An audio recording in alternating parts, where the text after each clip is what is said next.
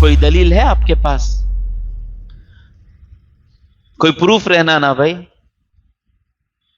Proof کے بغیر آپ ایک انجینئر کو پوچھتے انجینئر کیا سرٹیفکیٹ کہاں، ڈاکٹر کیا ایم بی بی ایس کی ڈگری کہاں، مولوی صاحب کون سے عالم تم نہ مولوی بولتے ہی بتاؤ، سب کے لیے پروف پوچھتے نا. خدا بول رہے ہو پروف کہاں ہے؟ کہاں ہے پروف؟ کرسی خدا کہاں ہے؟ بتاؤ پروف. تو بنا پروف کے تم اللہ کے ساتھ شریک کر رہے ہو، اس لیے تمہارے دلوں میں اللہ تبارک و تعالی ڈر ڈالے گا. ہوتا ہے، آج بھی ہو رہا ہے. میں پہلے بھی بتایا آپ کو، جن لوگوں نے بابری مسجد شہید کی ان میں سے کئی لوگوں نے کہا ہم شہید کیے بابری مسجد اور بابری مسجد کے اینٹیں لے کر آ گئے کہ ہر روز اس پر پیشاب کرنے کے لیے. اتنی دشمنی تھی کہ مسجد کو شہید کرنے کے بعد مسجد کے اینٹیں لے کر آئے اپنے ساتھ کہ گھر میں رکھیں گے، ٹوائلٹ میں لگائیں گے اور اس پتھر پر پیشاب کریں گے. اتنی دشمنی تھی. لیکن کہہ رہے تھے جو ہی ہم واپس ہو رہے تھے ایک دل میں ایک عجب ڈر تھا کہ کہیں مسلمان آ کر ہمیں قتل نہ کر دیں. ایک نے نہیں، سینکڑوں لوگوں نے کہا اور اسی ڈر میں سینکڑوں لوگوں نے کلمہ پڑھا اور کئی لوگ اسی ڈر میں دیوانے ہو گئے. ڈر بیٹھا تو ایک آدمی جو ان کے پاس مسلمان ہوا اس کو ڈر اتنا زیادہ ہوا کہ وہ دیوانہ ہو گیا. ننگا نکل کر آ جاتا تھا گھر کی عورتوں کے سامنے، یہاں گئے وہاں گئے، کہاں ایک شہید کرنے والا شیطان، یہاں گئے وہاں گئے، کہاں بھی ہوا نہیں. آخر لے کر آئے حضرت کے پاس. انہوں نے پڑھ کر پانی سورہ فلق سورہ والناس پڑھ کر پھونکے، اچھا ہو گیا. اچھا ہونے کے بعد کلمہ پڑھا لا الہ الا اللہ محمد رسول اللہ. آج بھی ہو رہا ہے، آج بھی ہو رہا ہے.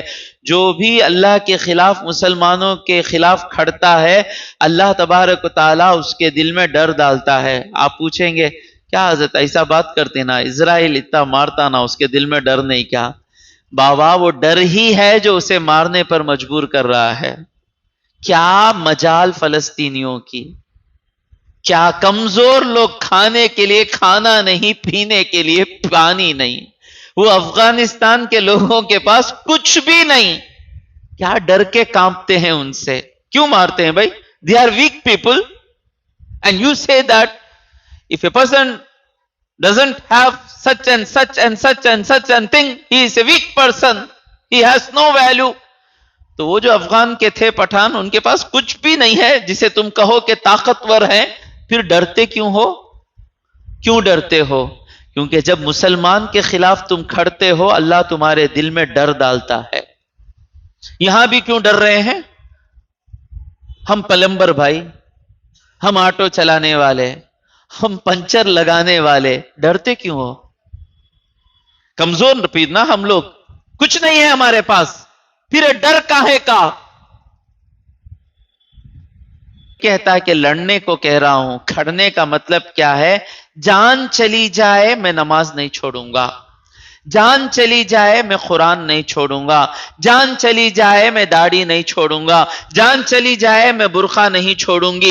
مسلمان کو کیا ڈرائے گا میرے بھائی؟ مسلمان، یہ دنیا مسلمان کے لیے کچھ بھی نہیں ہے. ہم سب وہ جنازہ جب ہم دیکھتے ہیں تو ڈرتے نہیں ہیں، وہ ہمارے سامنے رکھا ہوا ہے، سامنے مجھے بتا رہا ہے، ڈر نہیں میرے بھائی. وہی ہماری آخری مرسیڈیز ہے انشاءاللہ.